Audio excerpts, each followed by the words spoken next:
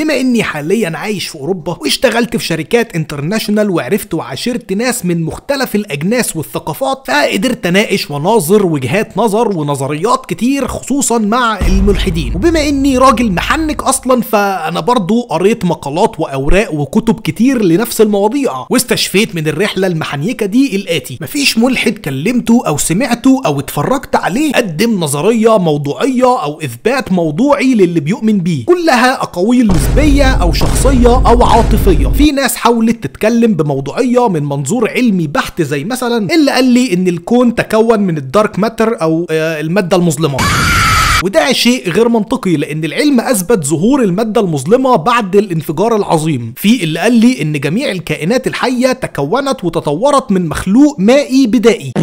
سألته ازاي تقدر تثبت النظرية دي؟ يعني مفيش اي دليل احفوري قدرنا نوصل له، مفيش اي دليل تجريبي نقدر نعمله، ثم حتى لو كلامك صحيح احنا برضو هنرجع لنفس المعضلة: مين اللي خلق الكائن المائي البدائي ده؟ طبعا الرد الوحيد اللي جالي هو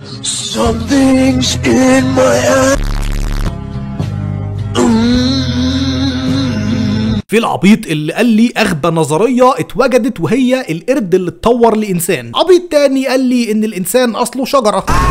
المهم بعد نقاشات كتير قدرت افهم على حسب تجربتي الشخصيه ان الملحد حاجه من الثلاثه: يا اما شخص جاهل بيدعي العلم والتنور وهو ما قراش 3 كتب موثوقه على بعض في حياته، يا اما شخص متعجرف عارف انه على غلط لكن بيكابر، يا اما شخص عاطفي حصل معاه كذا موقف على كذا تروما قفلوا من الاديان. انا بقى جاي اتكلم عن التروما والعاطفه اللي تخص الاديان، وخصوصا للي بيستغلوا الاديان للاعمال المشينه والدنيئه. معاكم محمود عشري المحنك في حلقة محنكة جديدة، ويلا بينا نبدأ. طول عمرك بتسمع عن جماعات وملوك وحكام بيستغلوا الدين، او بتسمع من الناحية التانية من الكرة الارضية عن ناس بتشتم دين معين عشان في جماعات وملوك وحكام بيستغلوا الدين. وتعالى ناخدهم واحدة واحدة ونبدأ بالديانة البوذية وازاي تم استغلالها. مبادئ البوذية بتتمحور حوالين عدم التعلق بالماديات والشهوات الدنيوية، يعني اعتناق الانسان للبوذية وتطبيق مبادئه غرضه بسيط جدا: مفيش حاجة اسمها ذاتي الاعلى او الانا الاعلى. حياتنا عباره عن معاناه وقلق وتوتر طول الوقت، فبنبعد عن رغباتنا وشهواتنا والتحرر من العالم الغير مثالي عن طريق السلام الداخلي والتامل. بصريح العباره كده انت بتدي الدنيا قفاك وتفلقس على الارض وما تفكرش هتتعشى ايه النهارده. ازاي بقى حكام ومنظمات تقدر تستغل ديانه بتقول بكل وضوح فكك من الممتلكات والسلطه والرغبات والشهوات وعيش حياتك في ميه البطيخ عشان الكرمه ما تحولكش لضفدعه وضيعه في الحياه الجايه؟ خد عندك يا دولي. اولا اليابان عملوا نظام اسمه تسجيل المعابد، غرضه السيطره الحكوميه على الشعب بالكامل. فقال لك كل مواطن ياباني لازم يكون عضو في معبد بوذي محلي، والمعابد دي بتشيل سجلات كامله وشامله عن كل الافراد والاسر اللي في منطقتها، مواليد على وفيات على جوازات على اي تنقلات وتغيير محل الاقامه. يعني يحولوا مكان العباده البوذيه لسجل مدني العباسيه. عارف انت الجمله اللي دايما بترعبك اللي بتقول انت ليك ملف في امن الدوله فخد بالك من كلامك يا انترناشونال؟ ده حرفيا كان شغل المعبد البوذي. رهبان المعابد البوذيين اتحولوا لموظفين حكوميين، بمعنى اصح يعني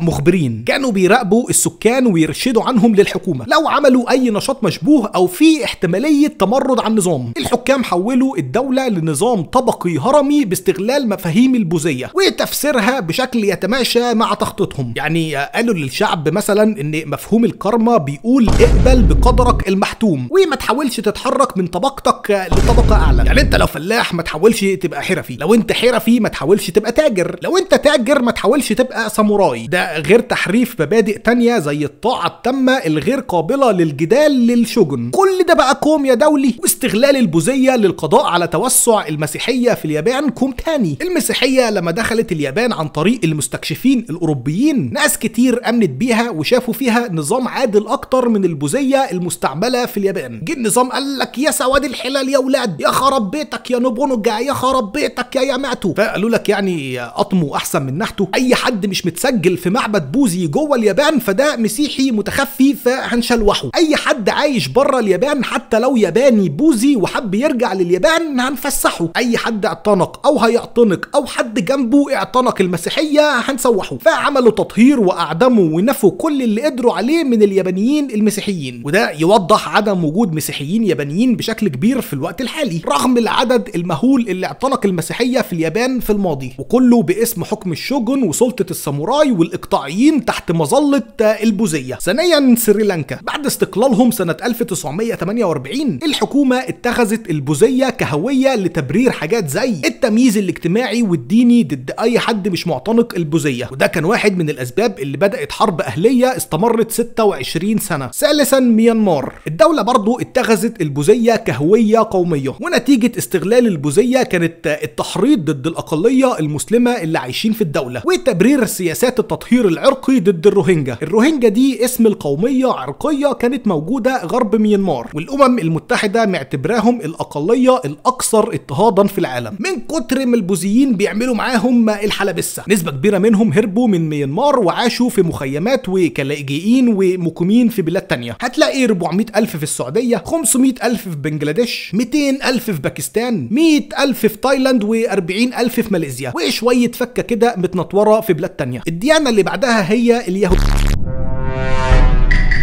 طبعا احنا كمسلمين مؤمنين ان الشريعه اليهوديه اللي جه بيها سيدنا موسى بتدعي للتوحيد اولا والسلام ثانيا. طب ازاي شريعه جايه من ربنا بوحي وبمحادثه مباشره كمان من ربنا لسيدنا موسى وتم استغلالها لتطبيق كل المعاني اللي في الدنيا اللي عكس كلمه سلام؟ لو في اساتذه لشيء اسمه تحريف وتحايل وتلاعب فهيكون الناس اياهم، بلاش نذكر اسمهم عشان القناه ما تاخدش استماره 6. الناس اياهم محترفين لدرجه انهم تلاعبوا وحرفوا شريعه سيدنا موسى وهو عايش. يعني ما هنش عليهم يستنوا كام سنه بعد ما يموت، لا، مجرد ما سابهم وراح لجبل سينا في ثانيه الا ثانيه ظهر لهم واحد اسمه السامري وعمل لهم عجل ذهب بيخرج صوت من طين. قالوا لك بس يا معلم ما احنا نسجد للعجل ده وصباح المساء على دماغك الالمازات يا سامري. هم تحس كده ان الذهب والفلوس بيطير عقولهم منذ قديم الزمان. والتحايل جه في حادثتين تانيين مشهورين، حادثه اصحاب السبت اللي كلنا عارفينها، اللي هو احنا ممنوعين من الصيد يوم السبت، فقال يعني احنا دماغ شغاله مش بتنام فهننصب الشباك والمصايد يوم الجمعه ونرجع نلمها يوم الاحد عشان السمك بيبقى ملعلط يوم السبت ومش هنقدر نفوت الفرصه دي. والحادثه الثانيه في زمن سيدنا موسى برضه، وهي حادثه العجل الاصفر. ربنا بكل بساطه قال لهم هاتوا عجل، ما ذكرش لا صفه ولا لون ولا حجم ولا اي حاجه. يعني لو طلعت على اول الشارع وشفت عجل هاتوا تعالى، بس لا، احنا اكلح من اننا نعدي شيء بالبساطه دي. طب انت يعني عايز العجل حجمه ايه؟ طب سنه ايه؟ طب لونه ايه؟ طب بيولد ولا بيبيض ولا بينقسم ميتوزيا؟ نيجي بقى لجزء التحريف والاستغلال. شريعه سيدنا موسى كانت مكتوبه على الواح، الالواح دي اتكسرت واندثرت واختفت. بعدها باكتر من 1000 سنه ظهر العهد القديم من الكتاب المقدس بشكله الكامل اللي فيه احداث حصلت واسفار اتكتبت بعد سيدنا موسى، زي سفر يشوع والقضاء وصموئيل الاول والثاني واخبار الايام واستير وغيرهم. طب يا عم الحاج انت جبت الكلام ده منين وعلى اي اساس ده وحي من ربنا على رسوله موسى اللي جه بشريعته ودونه على الواح اندثرت من اكتر من 1000 سنه؟ فين المستندات والمخطوطات اللي بترجع لها في حاله الغلط والنسيان والتوثيق وكده؟ لا مفيش مخطوطات ولا غيره، يعني هي المصادر جدعانه مني كده. فاحنا هنكتب كتاب ونحط فيه اللي يمشي مع دماغنا وما نقيدش في الكتب دي تعاليم دينيه مش جايه على هوانا، ونضيف بقى شويه قصص كده لاجل الحبكه، وهوبا بقى معانا الكتاب المقدس اللي هنقول عليه التوراه. ما يصحش نبقى ديانه ابراهيميه من غير كتاب برضه، يعني الناس تاكل وشنا. فانت تقرا الكتاب ده وتلاقي العجب ودماغك يجي لها ورم من اللي فيه. انا قريته بالكامل وكان شيء صعب جدا. هتلاقي مثلا حاجه زي ان النبي يعقوب اتصارع مع الاله،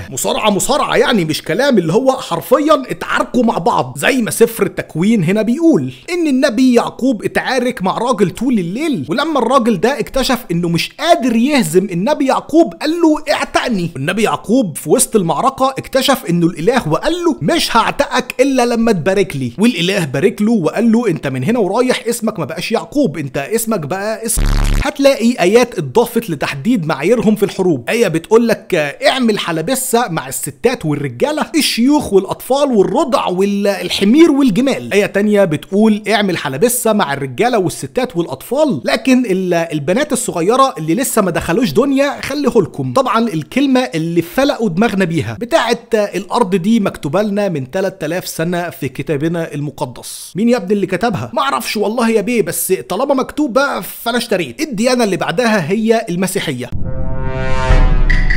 والمسيحية الحقيقة أكتر دين تم استغلاله بأسوأ الطرق من جميع النواحي. وتعالى ناخدها واحدة واحدة ونبدأ بالمبشرين والكنيسة ورجال الدين. الهدف الأهم بالنسبة لهم هو نشر المسيحية بأي شكل وبأي طريقة، لحد ما الموضوع وصل إنهم عايزين يريحوا المسيحيين بشتى الطرق ويعفوهم من أي مسؤولية. يعني مثلا الفكرة اللي اتروجت وترسخت في الاعتقاد المسيحي اللي بيقول إن أي نعم العهد الجديد وتشريعاته وقوانينه من الإله، لكن العهد الجديد بيلغي العهد القديم وتشريعه. يعني مثلا في العهد القديم هتلاقي ان الست لازم تلبس حجاب وتغطي شعرها، زي ما السيده مريم ام سيدنا عيسى او ام يسوع المسيح كانت مغطيه شعرها، ولو ما غطتش شعرها يبقى تحلق زلبطه عشان ما يصحش شعرها يبان للناس. هتلاقي في العهد القديم ان الخنزير محرم اكله ومحرم حتى تلمسه. هتلاقي ايات في العهد القديم بيحذر من الخمره والنبيذ والبيره ومن السكر بشكل عام. هتلاقي ايات في العهد القديم بيحذر من القمار والمراهنات والكلام ده. لكن عشان ما نخنقش على الناس ونسيبهم براحتهم يدرمغوا الدنيا وما يقفلوش من الدين، هنقول لهم ان كل دي تشريعات قديمه ويسوع مات عشانك ودفع فواتيرك وحاسب على المشاريع. تيجي انت بقى تقرا العهد الجديد بنفس ذات نفسك، تلاقي ان يسوع بيتكلم بنفسه وبيقول في انجيل متى 5:17 ما تفكروش اني جيت عشان اغير اي قوانين ولا انقض اي شريعه، انا ما جيتش عشان اغير اي شيء، انا جيت عشان اكمله. وفي الايه اللي بعدها على طول بيقول لحد ما تزول الارض والسماء مفيش حرف او نقطه هتزول من الشرائع والقوانين القديمه. في استغلال تاني من رجال الدين وهو الاستغلال المالي. الكنيسه الكاثوليكيه اتحولت لقوه سياسيه واقتصاديه عملاقه بسبب استغلالهم للشعب المغيب الغلبان الكحيان. يعني مثلا كان في حاجه اسمها ضرائب الغفران. الكنيسه قالت لك ان الخطيئه ممكن تتغفر لك لو شخللت جيبك ودفعت المعلوم، وكل ما تعمل خطيئه تشتري لك صك غفران ثمنه على حسب عملت ايه. يعني في صك غفران لو سرقت، صك غفران لو قتلت، صك غفران لو صاحبت حد من بالبيس. زي البابا ليو العاشر في القرن ال16 مثلا كان عايز يبني كاتدرائيه القديس بطرس في روما ومفلس ومعوش تمن عشوه في قصر الكبابجي، راح باعت رجالته يسرحوا في الشوارع بصكوك الغفران يبيعوها على الرصفه وعلى فرش قدام محطات الحنطور. في برضه اسلوب تاني اسمه العشور. الكنيسه كانت بتفرض على الناس دفع 10% من انتاجهم الزراعي والمالي للكنيسه مباشره. يعني لو انت راجل فلاح على قدك وزارع لك قيراطين برسيم بتاكل منه عيش، بيجبروك تدفع ال10% دول من محصولك اللي تعبت عليه طول السنه، ولو ما دفعتش فهيعتبروك زنديق كافر وهتتعزل او تتحبس. وما يفرقش ان كنت غني فقير شاب عجوز راجل ست، يعني هتدفع يعني هتدفع. سمعني صياحك يلا بقفيه اللي معترض على الجزيه وبتقول انه بلطجه. في اسلوب كمان كان بيقدروا يسيطروا بيه على الميراث والاراضي. الكنيسه كانت بتقنع الناس وهم بيموتوا انهم يكتبوا اراضيهم للكنيسه عشان يدخلوا الجنه، لحد ما الكنيسه بقت اكبر مالك لاراضي في اوروبا، وفوق كل ده ما بيدفعوش ضرائب للدوله. نخش بقى على استغلال الحكام للدين ورجال الدين. الحكام الاوروبيين في العصور الوسطى جمعوا رجال الدين على طبليه وشربوهم سحلب سخن وقالوا لهم انتوا تخرجوا للشعوب وتقولوا الكلمتين دول، احنا كحكام مختارين من الاله وسلطتنا مقدسه، لا يجوز مناقشتنا او الاعتراض على اي قرار، طاعتنا معناها طاعه الاله، والتمرد علينا خطيئه دينيه هتتعلق من عرقوبك في النار لو عملتها. زي الملك جيمس الاول الانجليزي قال لك في خطاباته وش كده ان الملوك هم الالهه على الارض وسلطه الملك تاتي بعد سلطه الاله مباشره. والملك لويس الرابع الفرنسي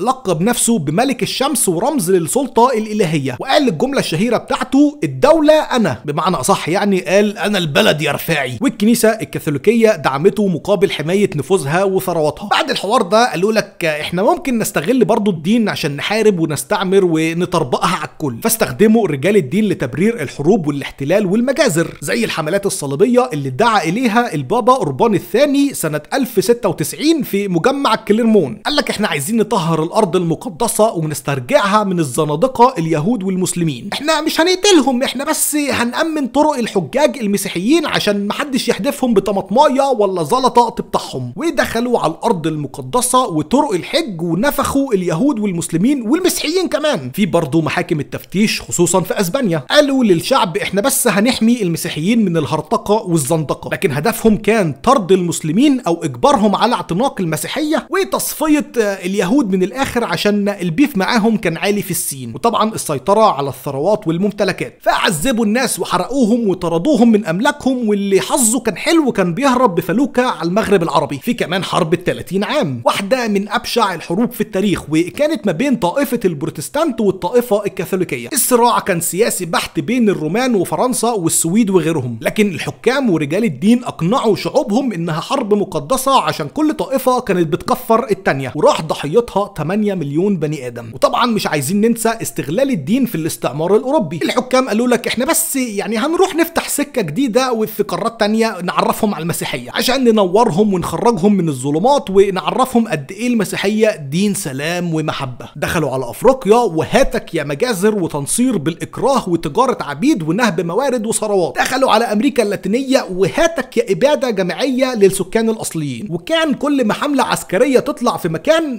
ياخدوا معاهم واحد من الكنيسه، اللي هو يعني عسكري يفرتك دماغ مواطن، ورجل الدين يخش على ابنه يقول له معلش يا ابني ابوك دماغه اتفرتكت عشان مصلحتك. قال له قول لي صحيح، سمعت عن يسوع اللي بيحبك ومات عشانك؟ واخيرا وليس اخرا جماعات دينيه سفاحه زي مثلا جماعه الKKK اللي كانوا بيحرقوا ويذبحوا اصحاب البشره السمراء تحت مسمى ديني. طبعا هم كانوا معتقدين ان الاله ابيض البشره بسبب صوره يسوع اللي طالع فيها ابيض وعينه زرقاء وشعره اصفر، الصوره اللي كانت برضو استغلال ديني وضحك على الشعوب ان يسوع ابيض، ومفيش اي ذره عقل وتفكير انه اتولد في فلسطين، فمستحيل ده يكون شكله. في بقى شويه نثريات كده على الهادي، التحكم في العلوم ومنع التطور بحجه انه كفر وزندقه وسحر، زي قضيه العالم جاليليو جاليلي اللي تعذب واتحبس واجبروه انه يرجع عن كلامه اللي اتقال فيه ان الارض هي اللي بتلف حوالين الشمس. اضطهاد المراه واجبارها على عدم التعلم والعمل والعدل ما بينها وبين الراجل، واي ست كانت بتفكر او تفكر حتى انها تفكر كانوا بيعلقوها على خشبه ويحرقوها حيه. نخش على الدين الاخير وهو الاسلام.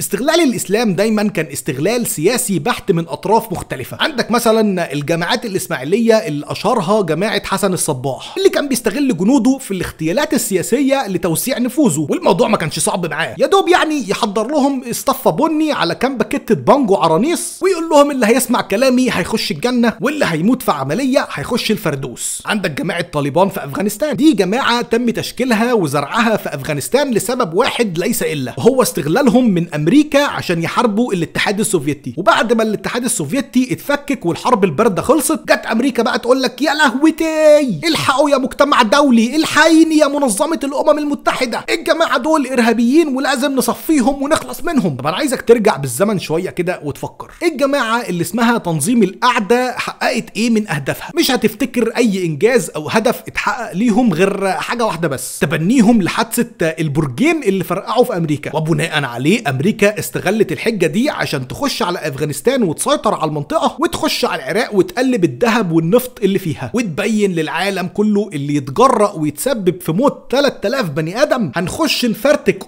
البلد اللي عايش فيها ونخلص على نص مليون بني ادم. طب عايزك ترجع بالزمن مره تانية كده، التنظيم الارهابي اللي اسمه دعدوش ظهروا امتى بشكل رسمي؟ طب حققوا ايه من اهدافهم؟ عايشين زي الفئران في الصحاري والجبال، اخرهم يعني بيتغدوا كباب حله بطوميه وشوربه خيار. يا اسطى مش عايز افاجئك بس النسبه الاكبر لضحايا دعدوش اصلا مسلمين، ودعدوش اصلا ما ظهرتش الا لما العراق اتفشخت وسوريا اتفشخت ولبنان اتفشخت، كل المنطقه دي راحت في داهيه. وفي اقاويل كتير بتقول ان CIA الامريكي هو اللي زارعهم في المنطقه. وطبعا كل المنظمات الارهابيه دي بتخدم حاجه واحده بس، هو تشويه صوره المسلمين قدام العالم كله عشان حرب اسرائيل مع المسلمين في المنطقه. طب اقول لك على حاجه مضحكه فشخ، الجماعات الارهابيه الاسلاميه بيستخدموا ايه في القرآن لتبرير افعالهم، ونفس الآية دي بيستخدمها كارهين واعداء الاسلام لتبرير افعالهم ضد المسلمين. بيجيبوا سورة التوبة من القرآن وياخدوا ايات منها يعني خارج سياق السورة كاملة ويستغلوها، رغم ان اي مسلم حقيقي عارف ان الايات دي نازلة لوقت معين، معركة معينة وظروف معينة، ولو قريت السورة بسياقها الكامل هتعرف ان ربنا امر الرسول بحاجة عكس كل اللي بيستغلوه، وهو قتال المشركين لو نقضوا بعهدهم مع المسلمين، وبيأمر المسلمين بعدم التعرض للمشركين لو في معاهده ما بينهم وما انقصوش من العهد ده باي شيء. ده لو مشرك استجارك وسكن جنبك لازم تعامله معامله حسنه، لعل وعسى ربنا يهديه. الصوره مش محتاجه تفسير وشرح مني، يعني هي واضحه وضوح الشمس. بس لسه في شويه بهايم بتصدق كلام متاخد خارج السياق وبتنهق في وشنا بسببه. عارف انت بقى بعد كل ده اكبر نسبه ضحايا بشريه عبر التاريخ سببها الحكام الملحدين والدول والانظمه الملحده.